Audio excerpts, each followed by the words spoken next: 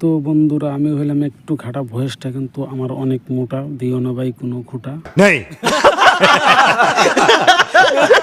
যাই হোক, আমি এক্সারসাইজ নিয়ে কাজ করি, তো এক্সারসাইজের বিষয়ে 2-4 কথা বলবো।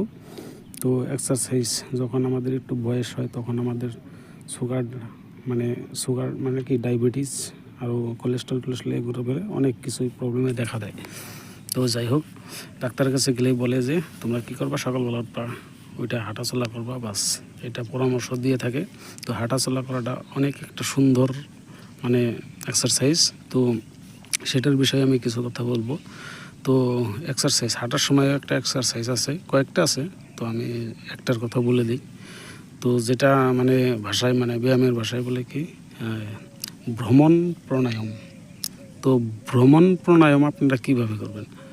তো খোঁজ কাটতেছেন, সেটার মধ্যে সুন্দর একটা প্রসেস আছে। তো শ্বাস প্রশ্বাস তো আমরা প্রতিনিয়ত নিয়ে থাকি, খোঁজ কাটলে তো শ্বাস প্রশ্বাস একটু মানে জোরে জোরে নিতে হয়।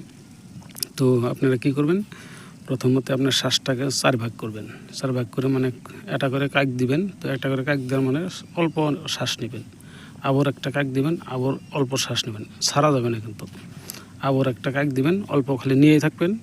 তো নিয়ে আপনার যে তুরি মানে আপনি পারেন ওই ভাজে ভাজে আবার কাক ফেলাবেন, আবার একটু একটু করে ছাড়বেন, মানে যে কয়বার ভিতরে নিয়েছেন ওই কয়বারই মানে ছাড়তে লাগবো।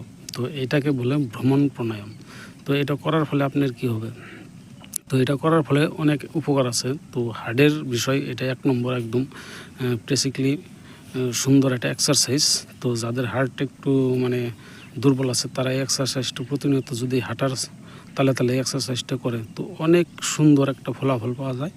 তো ভিডিওটা এখানে, আশা করি ভিডিওটা ভালো লেগেছে। তো ভালো লাগলে অবশ্যই লাইক কমেন্ট করে যাবেন। তো